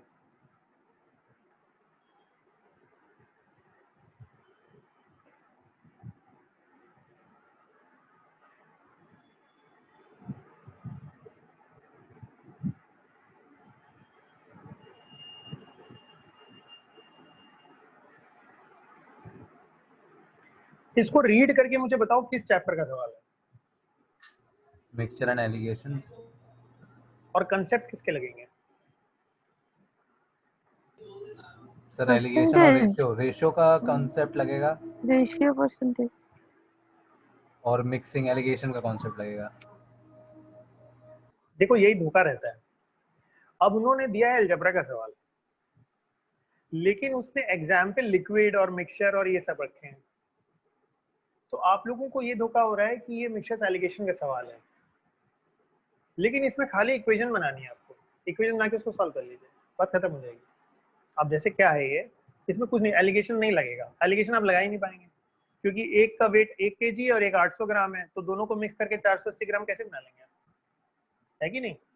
तो रूल ऑफ एलिगेशन वैसे भी इसमें नहीं आएगा क्योंकि ये नॉट फिजिबल है अभी। अच्छा देखो, chemist mixes two liquids 1 and 2, दो तरह के लिक्विड को मिक्स करता है।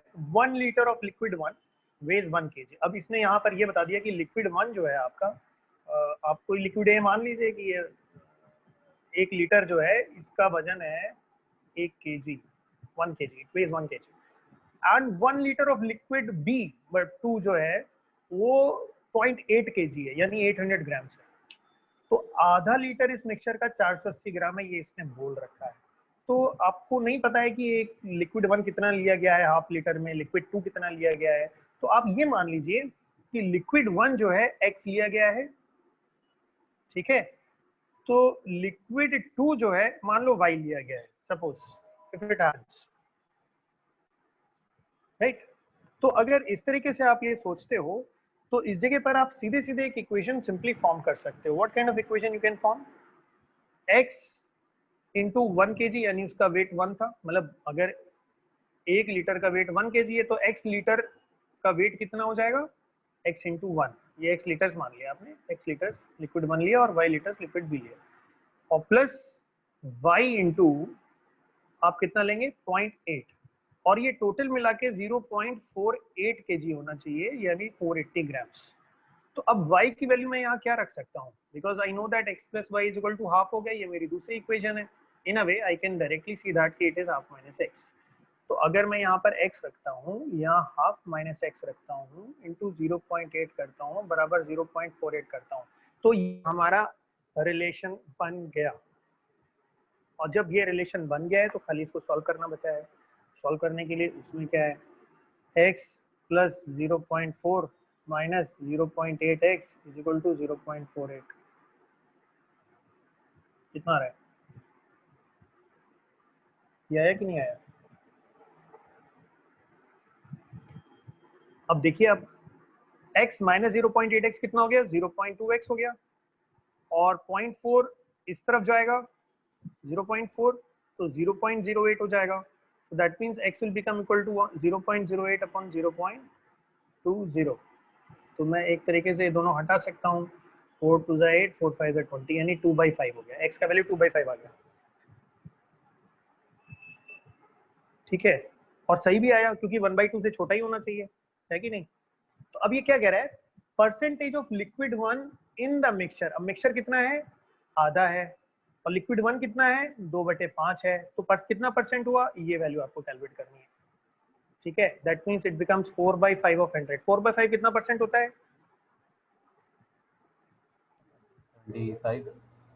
80. हाँ इट इज 80%। तो you will go for C option,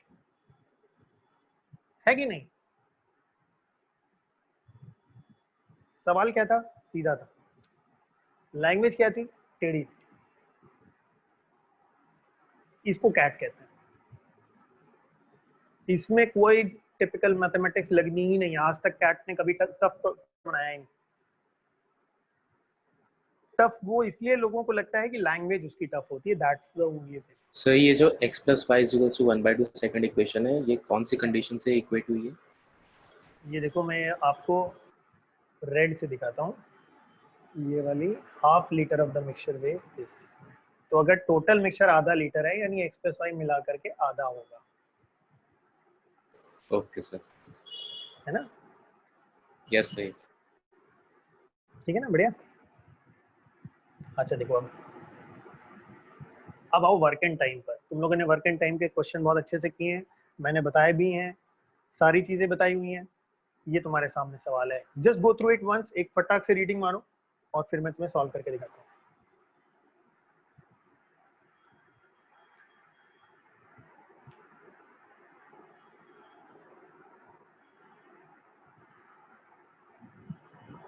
और जिस तरह मैं सॉल्व कर रहा हूँ ना, बस वैसे ही सॉल्व करना होता है आपको। एग्जाम में बहुत ज्यादा टाइम नहीं लगेगा उसको सॉल्व करने में, आप उसको देखेंगे क्रैक मारना शुरू कर देंगे, और अगर नहीं समझ में आ रहा है तो छोड़ दीजिएगा उस सवाल को, मतलब आपके लिए ट्रैप है। पढ़ लिया सर। वेरी गुड, बहुत बढ़िया। अब देखो, eight there usual efficiency levels A and be together finish a task in 12 days. तो ए मान लो ए डेज में अगर एलोन काम करता तो ए डेज में टास्क फिनिश करता, बी डेज में टास्क फिनिश करता। ठीक है, तो सबसे पहला इक्वेशन बना 1/a + 1/b = 1/12। ये पहला इक्वेशन बन गया, ये मैंने सिखाया था सभी को। देखो सिंपल, बड़ी कॉमन सी लैंग्वेज आई है आपके सामने, जो कि आप रेगुलरली लेक्चर्स में और क्लास शीट्स में करते रहते हो। If A had worked half as efficiently as she usually does, right? तो अगर A ने आधे एफिशिएंसी के संग काम किया होता तो उसका काम भी आधा ही हुआ होता, 1/2A, है कि नहीं। मतलब 1/a का half means half into 1/a which is 1/2A। And B had worked thrice as efficiently, तो B का काम कितना 3 गुना ज्यादा हुआ होता 1/b से, यानी 3/b। तो ये मिलकर के कितने दिन में काम खत्म कर लेते, they would have completed in 9 days, यानी एक दिन में 1/9। तो एक दिन में ये लोग इतना काम करेंगे और ये 1/9 के बराबर होगा। ये सेकंड इक्वेशन होगी। तो ए की वैल्यू निकालनी है। ए की वैल्यू निकालने के लिए आपके पास सारी चीजें सामने हैं, आप खाली कैलकुलेट कर लीजिए। कॉमन सेंस ये कहता है कि बी को हटाना है, मतलब ऊपर वाली इक्वेशन को 3 से मल्टीप्लाई करके मुझे ऐसा लिखना चाहिए 3/a + 3/b is equal to 3/12, which is 1/4. In fact, I should replace it by 1/4 directly rather than increasing number of steps. तो ये हमारा फाइनल हो गया। अभी ये माइनस करेंगे हम इसको, ये कैंसिल हो गया। तो what I can say is that 1/2a minus 3/a is equal to 1/9 minus 1/4. तो अब 1/a को यहाँ बाहर कॉमन ले लें अगर, तो ये क्या हो जाएगा, -5/2 आ जाएगा, और ये हो जाएगा -5/36, राइट। तो -5 - 5 काट दीजिए और a का वैल्यू हो जाएगा 18, सीधा दिख रहा है। तो a ऑप्शन कर दीजिए। अब ये सवाल हो सकता है इसमें वर्ड एफिशिएंसी यूज हुआ है, तो हो सकता है कोई बच्चा सेलेक्ट ना करे इस सवाल को, लेकिन इस क्वेश्चन को सेलेक्ट ना करना मतलब बैड लक ही होगा, क्योंकि ये बहुत ही सीधा साधा और सिंपल सवाल है। और ऐसे प्राइमर्स भरे लास्ट के क्वेश्चन अगर आप देखें तो वो ज्यादा टफ है उसके, और ये उसके मुकाबले आपको बहुत सिंपल और इजी वर्किंग दे रहा है। तो इसने ऐसा कुछ नहीं पूछा जो आप ना सोच पाए। है एक ना। बार सेकंड कंडीशन बता दीजिएगा फिर से। सेकंड कंडीशन देखिए, ये कह रहा है कि A had work half as efficiently. अगर ए एक दिन में 1/a काम कर सकता है तो हाफ एफिशिएंसी के साथ इसका हाफ वर्क करेगा ना। और बी अगर अपनी एक दिन में अपनी रेगुलर एफिशिएंसी के साथ 1/b वर्क कर सकता है तो थ्राइस एफिशिएंट अगर हो जाएगा तो इसका 3 गुना ज्यादा वर्क करेगा। तो टोटल मिलकर दोनों एक दिन में कितना काम कर लेंगे, इतना काम कर लेंगे। और ये टोटल काम कितने दिन में हो जाएगा, 9 दिन में हो जाएगा। तो यानी एक दिन में दोनों मिलकर 1/9 वर्क कर लेंगे। दोनों को इक्वेट कर दो।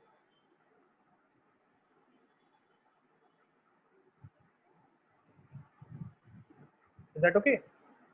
Yes sir. मतलब समझ में आ गई कि नहीं ये चीज? क्लियर है? Yes sir. Yes yes sir, yes sir. ठीक है, दैट्स ग्रेट। चलो भाई, वर्क एंड टाइम का दूसरा सवाल, बढ़िया, read it. Humans and machines.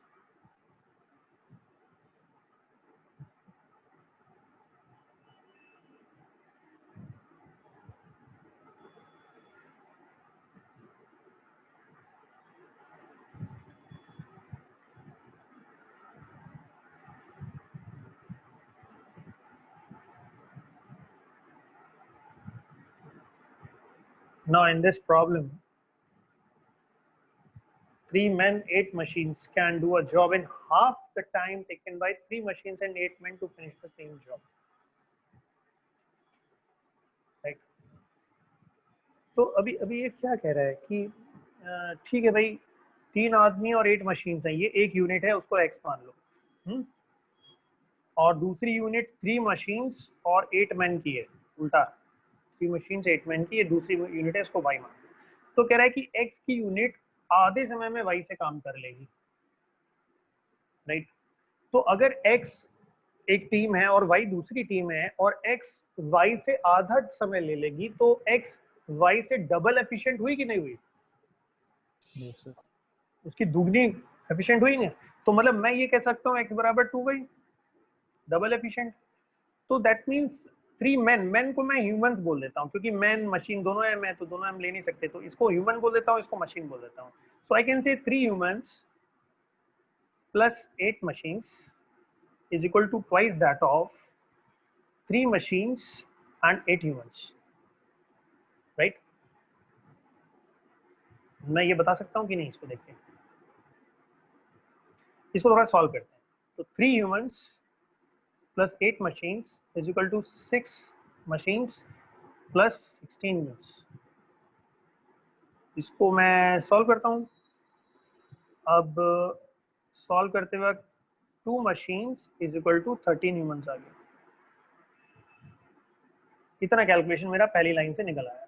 2 machine 13 human के बराबर हैं। और वर्क एंड टाइम के क्वेश्चंस में अगर आपने एक्सपीरियंस किया हो तो हर बार जब कभी भी मैन वुमेन चिल्ड्रन या मैन और मशीन्स या ऐसा कुछ भी आ जाता है तो सबसे पहले उनके बीच में हमें ये देखना पड़ता है कि कौन किसके कंपैरिजन में कितना एफिशिएंट है। क्या 1 man is equal to 2 women है या 1 women is equal to 3 boys है। तो वो रिलेशन जब स्टैब्लिश हो जाता है तो किसी भी क्वेश्चन या किसी भी बात का जवाब देना बहुत ईजी होता है। अब देखो सीधा सीधा है, ये कह रहा है 2 मशीन जो है 13 दिन में काम खत्म कर लेंगी। तो how many main can finish the job in 13 days? 13। 13, क्योंकि 2 मशीन 13 ह्यूमन के बराबर है। तो अगर 2 मशीन 13 ह्यूमन के बराबर है इसका मतलब 13 ह्यूमंस और 13 man can finish the job in 30 days. तो हाउ मेनी मैन? 13 मैन। तो सीधा आंसर 13 है। हो गया जनाब?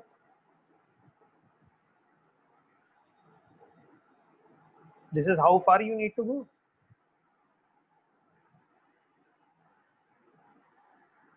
एनी क्वेश्चंस प्लीज आस्क बच्चों। तुम लोग को एकदम क्लियर कर देना है ये।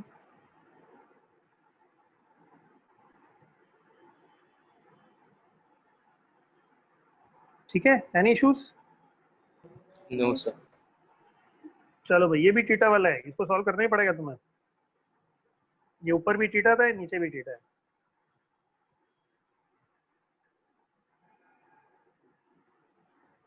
Read the problem.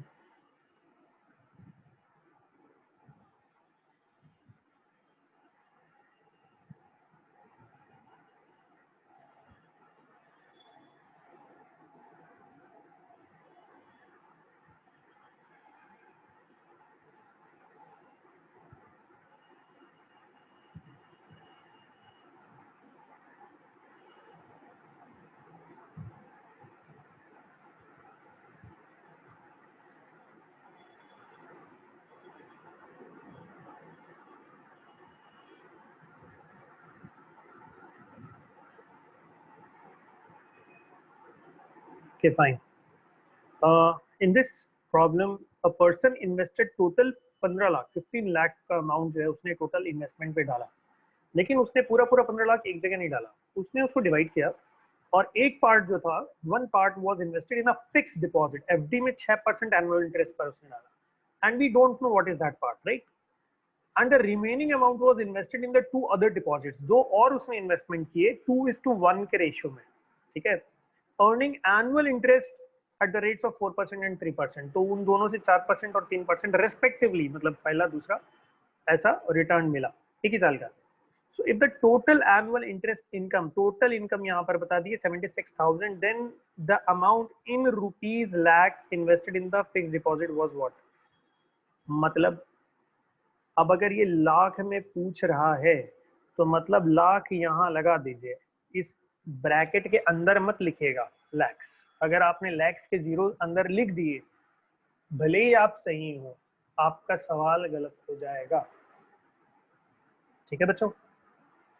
तो मान लीजिए आपका आंसर आ रहा है से 10 lakhs और आपने 10 into 10 की पावर 5 ऐसा कुछ कर दिया, ठीक है, तो या 10 के आगे जीरोस लगा दिया आपने, तो आप सही होते हुए भी गलत हो गए।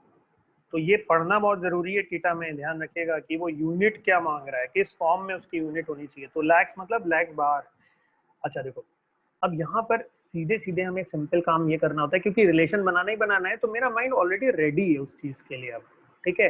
तो वो एक पार्ट जो मुझे नहीं पता था वो मैं एक्स मान लेता हूँ, और उस पर मुझे 6% रेट ऑफ इंटरेस्ट मिलेगा, यानी एक्स पे अगर मुझे 6% एक साल के लिए ब्याज मिल रहा है, इंटरेस्ट मिल रहा है, तो मेरा इनकम कितना हुआ 6% ऑफ एक्स। अब दूसरा पार्ट कहाँ गया, दूसरा पार्ट आ गया 15 माइनस एक्स। अब इसको 2:1 के रेशियो में डिवाइड किया, 2:1 के रेशियो में डिवाइड करने का मतलब है एक पार्ट 2/3 हो गया इसका और दूसरा पार्ट 1/3 हो गया इसका, ठीक है। और पहले वाले पार्ट पे 4% का ब्याज मिल रहा है और दूसरे वाले पार्ट पे 3% का ब्याज मिल रहा है, ठीक। और ये टोटल इनकम मिला करके कितना है 0.76 लैक्स, 76,000 है ना, उसको आपको लैख में लिखना पड़ेगा क्योंकि आप x की यूनिट लैक्स में ले रहे हैं, x लैक्स है, 15 लैक्स है, मैंने जीरोस नहीं लगाया उसके आगे। तो अभी यहाँ पर इसको लैख में कन्वर्ट करने के लिए मुझे डिवाइडेड बाई 10 की पावर 5 करना पड़ेगा, तो रुपीस को सिंपली लैक्स में देखने के लिए, ठीक है। बस ये सॉल्व कर देना, x का वैल्यू हो जाएगा मेरा, x ही तो पूछ रहा है वो, the amount invested in the fixed FD, तो एफडी में मैंने x माना है, तो ये आपको कैलकुलेट करना है। कैलकुलेट करना चाहते हो you can do that, but I can also do that, no problem। Check करो, देखो कर लोगे कि नहीं। सबसे पहले आप ये 100 ऊपर ले जाओ, ऊपर 76 से मल्टीप्लाई कर दो, तो ये हो जाएगा 6x plus 8/3 into 15 minus x plus, अब ये 3 काट दो, ये 15 माइनस एक्स हो गया, राइट, इज इक्वल टू ये 76 हो गया, क्योंकि 0.76 था वो 100 से मल्टीप्लाई 76 हो गया, तो आसान हो गया मेरा। अब ये देखो ये क्या हो गया 6x plus 11/3 into 15 minus x हो जाएगा इज इक्वल टू 76, क्योंकि मैंने 3 को इधर से मल्टीप्लाई कर दिया 15 माइनस एक्स कॉमन लेके, तो 8 9 10 11/3 ये सीधा आ गया, ये कैलकुलेशन हो गया। अभी आई can directly see that 6x plus कैसे भी आप कर सकते हो 15 से तो ये 55 हो जाएगा, माइनस 11x/3 आ जाएगा is equal to 76, right. 18 minus 11x यानी 7x/3 is equal to 76 minus 55, this is what you will say, तो ये 21 हो जाएगा, तो 7x/3 इज 21, तो 7 3 are 21 और x is equal to 3 3 are 9। देखो कितना बढ़िया आंसर आया है, and what you need to write only, you have to write only 9 lakhs। अब 9 के आगे 0 नहीं, so take care of such small things that you have to, x बराबर 9 आप यहाँ पर इंसर्ट कर देंगे और आपका सवाल कंप्लीट हो गया। तो जब आप एग्जाम में राइट कर रहे होते हैं तो ये सारे स्टेप्स अलग अलग नहीं करते हैं, आपका इक्वेशन बनना शुरू हो जाना चाहिए, ठीक है, आपकी इक्वेशन बनना शुरू हो जाना चाहिए। तो इनकम टोटल छोटे छोटे पार्ट में इन्वेस्टमेंट्स दिए गए हैं, टोटल इनकम बताया गया है, तो यानी उन इन्वेस्टमेंट से जो रिटर्न आपका आ रहा था उनको आप ऐड करते जाइए और उसको उस इन्वेस्टमेंट के बराबर कर दीजिए। और लाख और इसका ध्यान रखिए, बस वो रुपीज में गिवन है ना। देखो छोटे छोटे लूपहोल ये डाल देते हैं आपके लिए, ये यहाँ पर जैसे डाल दिया है। अब किसी बच्चे ने 76,000 अगर इस तरफ लिख दिया तो बहुत देर तक वो या तो परेशान होता रहेगा या वो गलत नंबर वहां पर फीड करके आ जाएगा। तो इन सब चीजों में अलर्टनेस चाहिए आपको और कंसंट्रेशन थोड़ा ज्यादा करिए ताकि आपको ये बारीकियां सिली मिस्टेक्स होने से बचाएं। 24 रीड दिस प्रॉब्लम। ऊपर कोई प्रॉब्लम तो नहीं है बेटा आप लोगों को बच्चों? No sir. No sir. सब कुछ समझ में आया ना? देखो ये एक ही एग्जाम में सारे क्वेश्चंस पूछे गए हैं ये सब, और अब तो बहुत ही आसान है आपके लिए, अब बहुत इजी क्वेश्चन है क्योंकि परसेंटेज के हैं। अब आप परसेंटेज पर आ रहे हैं।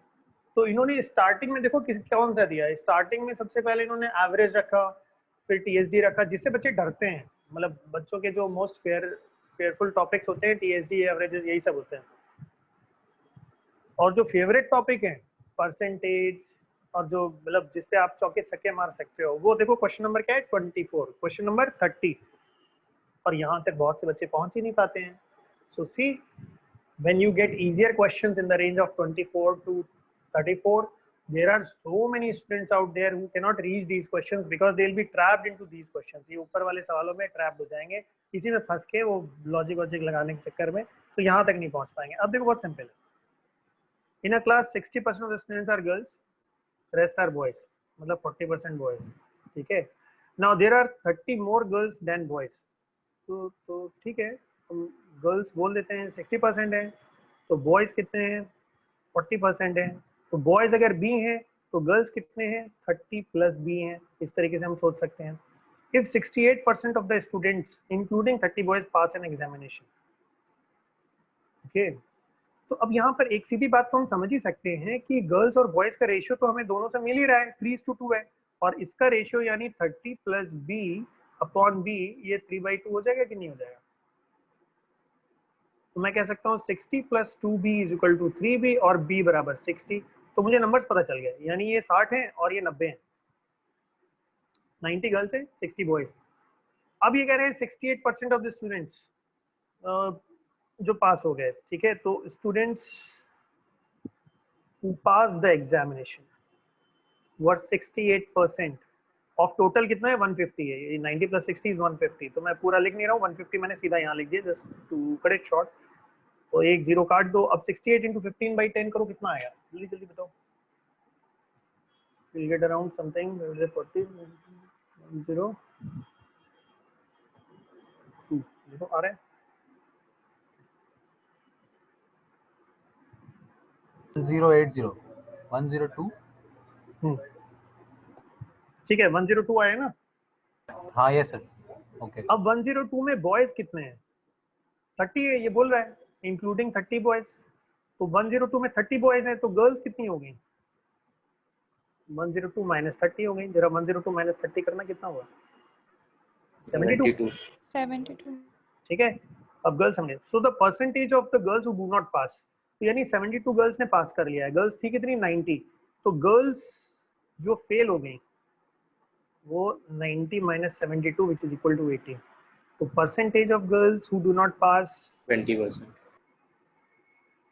है ना। अब ये किससे रिस्पेक्ट में निकालोगे, गर्ल्स के रिस्पेक्ट में निकालोगे इनटू 100, क्योंकि परसेंटेज ऑफ गर्ल्स कितना है, यानी गर्ल्स टोटल गर्ल्स में से जो फेल हो गई गर्ल्स वो उनका परसेंटेज पूछ रहा है। तो ये हो गया 20%। तो 20% का अगर सिंबल वहां पर हो तो मत लगाना, खाली 20 टाइप करना, ठीक है। इजी था। Language, they are just upon the language.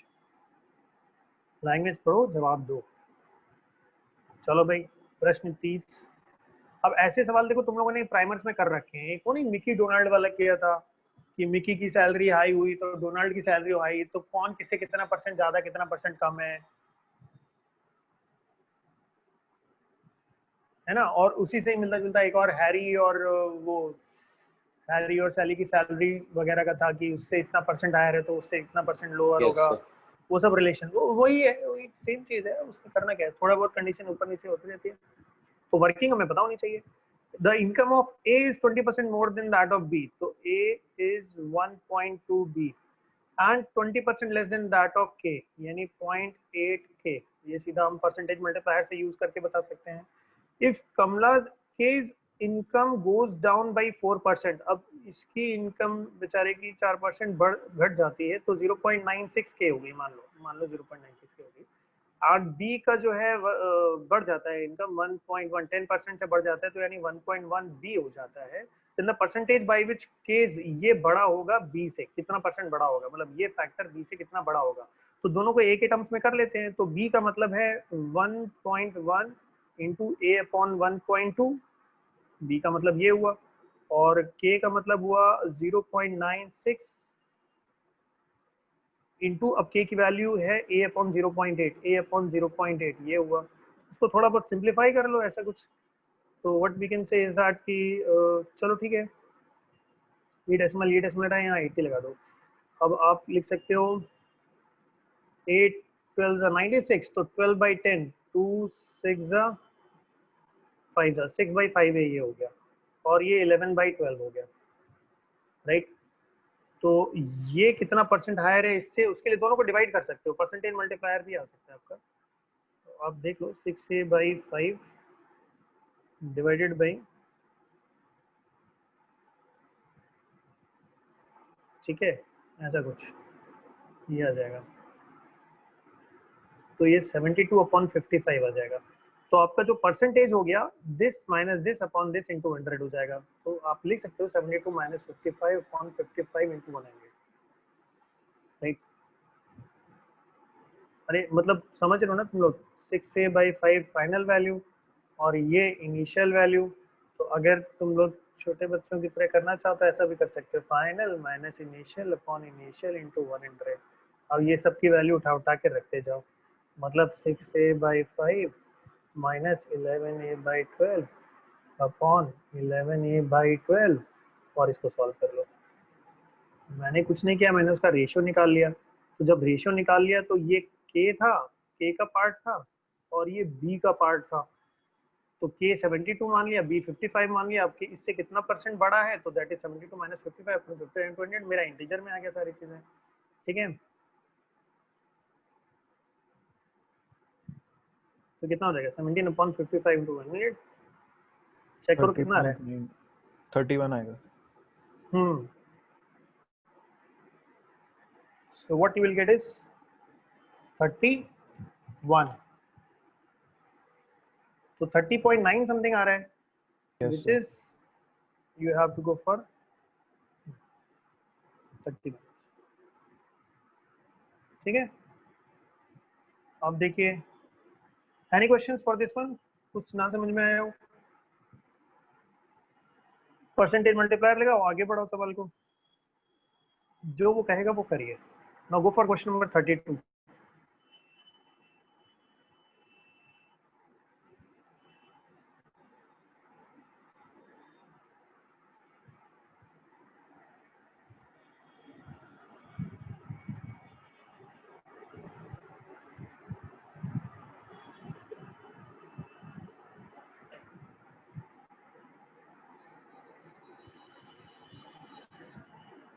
Now see, on selling a pen at 5% loss and a book at 15% gain, तो इसको आप कैसे वर्कआउट कर सकते हो? 5% loss and 15% gain. Kareem gains 7 rupees. If he sells the pen at 5% gain and book, अब ये दूसरी कंडीशन आपको मिल गई। तो जब भी इस तरीके से दो कंडीशन आ रही हो तो बहुत ही ज्यादा प्रोबेबिलिटी है कि साइमल्टेनियस इक्वेशन मिलने वाली है आपको, और वो सॉल्व करके फाइनल आंसर आपको दे देगी। तो यहाँ पर cost price of a pen है और cost price of a book है। तो आप पेन को मान लीजिए उसका सीपी एक्स है, और बुक का आप मान लीजिए सीपी वाई है, ऐसा कुछ लेकर के आप चले। तो 5% लॉस होगा, तो वो लॉस किसका पार्ट होता है, उसका बेसिक फैक्टर क्या है, उसका बेसिक फैक्टर कॉस्ट है, ठीक है। तो जब लॉस 5% का आएगा तो यानी -5% ऑफ एक्स ये लॉस हुआ, और गेन 15% है तो 15% ऑफ वाई ये हुआ। तो ये जो टोटल बना ये आपका 7 रुपीज बना, आपकी पहली equation. If he sells the pen at 5% gain, अब पेन 5% गेन पर है, मतलब 5% ऑफ एक्स गेन हुआ, प्लस में है, एंड बुक एट 10% गेन यानी 10% ऑफ वाई यहाँ पर है, तो ओवरऑल 13 होता है, ये सेकेंड इक्वेशन। तो cost price of the book in rupees पूछा गया, यानी वाई की वैल्यू पूछी गई है। लो भाई बहुत सिंपल सी बात, दोनों को ऐड कर दो। तो जब आप ऐड कर दोगे तो 7 + 13 ये 20 हो जाएगा, और ये 25 वाई बाई 100 हो जाएगा, ये 4 हो गया, 4 20 था 80 हो गया, उसको मार्क कर दो। Question number 32 was a jackpot.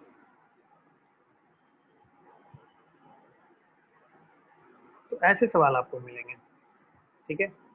अब ये देखिए, अब ये सवाल जो है क्वेश्चन नंबर 33 है, ये उन बच्चों के लिए है जो स्मार्टनेस से ज्यादा स्मार्ट होते हैं और कई बार शुरू से स्टार्ट करने के बजाय वो पीछे से स्टार्ट करते हैं। तो जब वो इस पर आएंगे तो थोड़ी देर के लिए कुछ तो प्रॉब्लम करेगा उनको। तो देखिए, जब आप अपने पेपर पे मूवमेंट रखते हैं, जब आप किसी क्वेश्चन को ढूंढ रहे होते हैं, तो कभी भी किसी साइकोलॉजिकल बैरियर के अंडर में नहीं करना चाहिए कि मैं क्वेश्चन नंबर 1 से स्टार्ट करूंगा 34 तक जाऊंगा, 34 से स्टार्ट करूंगा 1 तक जाऊंगा, ऐसा नहीं होता है। आपको हर वक्त हर चीज को देख, मतलब आपको ये इंश्योर करना पड़ेगा कि बाकी सवालों का क्या।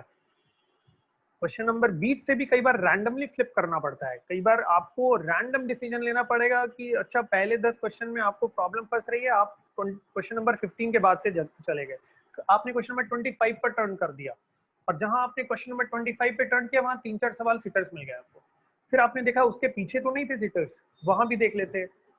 तो इस तरीके से एक रैंडम सर्च भी करनी पड़ती है। अगर आप रैंडम नंबर जनरेशन के बारे में सोच रहे हैं तो रैंडम नंबर्स का बहुत बड़ा इंपॉर्टेंस है लाइफ एक्सपेक्टेंसी में और डार्विन्स थ्योरी ऑफ ओरिजिन में भी। So try to understand the same thing actually as a strategy also works in CAT. तो आप अपना सिलेक्शन को कभी भी एक क्राइटेरिया में ऐसा मत बना के रखिए कि आप 1 से 20 तक लाइन से सवाल देखेंगे तो 40 मिनट बीत जाएंगे ना, तो फिर उसके बाद आप बाकी के 10 सवाल अगर और हैं तो कैसे देख पाएंगे। तो आपको रैंडमाइज करना चाहिए, कभी कभी रैंडमाइज करना चाहिए। तो वो चेक करिए कि आप कितना रैंडम चल सकते हैं। फिलहाल सवाल समझ में आया? If the population of a town is P in the beginning of the year, then it becomes 3 + 2P in the beginning of the next year. If the population in the beginning of 2019 is 1000, then the population in the beginning of 2034 will be what? अब आपको लग रहा होगा ये सवाल गलत तो नहीं है, क्योंकि यहाँ 997 है, 1000 तो है नहीं, स्टार्टिंग में कैसे चेंज आ गया? फिर यहाँ 997 है, 1003 है, 1003 है। तो ये टेंशन वाली बात है कि हम 3 पहले ऐड क्यों करेंगे जब बाद में पहले तो डबल हो रहा है, फिर बाद में 3 ऐड हो रहा है, राइट? तो देखो, फिर ऑब्जर्वेशन का गेम है। जब इस तरह की चीजें आपको परेशान करें, आपको लगे कि सवाल गलत हो रहा है, यानी आपकी सोच गलत है, आपकी सोच को हम करेक्ट करते हैं, और उसको करेक्ट करने के लिए हम एक ऑर्गेनाइज फॉर्मेट लेंगे, ठीक है? All of you are there? आप लोग हो? मैं हूँ कि नहीं? Yes sir, yes sir. Yes, sir. तो शाबाश। अब देखो, जैसे 1000 है, ठीक है, एक साल में, तो अब नेक्स्ट ईयर में क्या होगा? इसका डबल होगा, 2000, और 3 ऐड हो जाएगा, कितना हो जाएगा? 2003। उसके नेक्स्ट ईयर में क्या होगा? इसका डबल होगा, और क्या होगा? 3 ऐड हो जाएगा, कितना हो जाएगा? 4009, बराबर, ठीक है ना? अब आप देखो कि ये जो पावर्स है 2 की पावर 14 या समथिंग पावर 15, तो इन अ वे 2 की पावर तो आनी चाहिए, 2 की पावर तो आनी चाहिए, है कि नहीं? 2 की पावर 14 आए चाहे 2 की पावर 15 आए, क्योंकि आप डबल कर रहे हो, तो 2 की पावर तो होनी चाहिए उसमें, ठीक है? तो सबसे पहले बी और सी ऑप्शन आप काट दो, राइट? अब मैं मोस्ट लाइकली देखता हूं कि या तो ये फॉर्म है या फिर ये फॉर्म है। तो मैं ये देख रहा हूं कि ये प्रोसेस 2019 से 2034 तक किया गया, ये 15 साल है, तो मोस्ट लाइकली 2 की पावर 15 होना चाहिए, ठीक? लेकिन इसको क्रॉस चेक करते हैं। कैसे क्रॉस चेक करते हैं? हम 2 की पावर 1 लेते हैं, 2 की पावर 1 यानी 1003, sorry I have to take 1003 into 2 की पावर 1 minus 3. तो ये निकालो तो कितना 2006 minus 3 which is 2003. मैच कर गया? ठीक है, अब 2 की पावर 2 लेते हैं, तो 1003 into 2 स्क्वायर और माइनस 3, तो यानी 4 से मल्टीप्लाई करेंगे, 4012 माइनस 3 यानी 4009 हो गया, मैच कर गया? हाँ यही वाला है, so D option is the correct answer. अब ये ऑब्जर्वेशन आपने क्रैक करना था, इस तरीके से आपने लॉजिकली इसको इजी वे में क्रैक कर लिया। Don't have to think something very buggy, और आपको बहुत ज़्यादा उस पर स्ट्रेस देने की जरूरत नहीं है कि अरे ये कौन सी सीरीज पूछ ली और कोई टिपिकल टाइप की सीरीज लगानी है। छोटा सा ऑब्जर्वेशन पूछा है, आप उसको काम माइंड से अगर ऑब्जर्व करेंगे तो फटाफट आ जाएगा, टफ कुछ नहीं है। CAT is never tough, mocks tough हो सकते हैं। ठीक है, चलो आई होप इसमें कोई प्रॉब्लम, कोई डाउट बच्चों, आपको किसी को कुछ भी पूछना हो? No sir. No sir. Sir question number 32 की स्लाइड दिखा दीजिए। ये लीजिए सर पहले इससे पहले वाला क्वेश्चन। ये सर इंटरेस्ट वाला, इन्वेस्टमेंट वाला था। एक सेकंड, ये वाला, ये 23, आप यही वाला कह रहे हैं ना बेटा? Yes sir. Okay okay sir. ठीक है, चलिए, I hope so you all have enjoyed the session.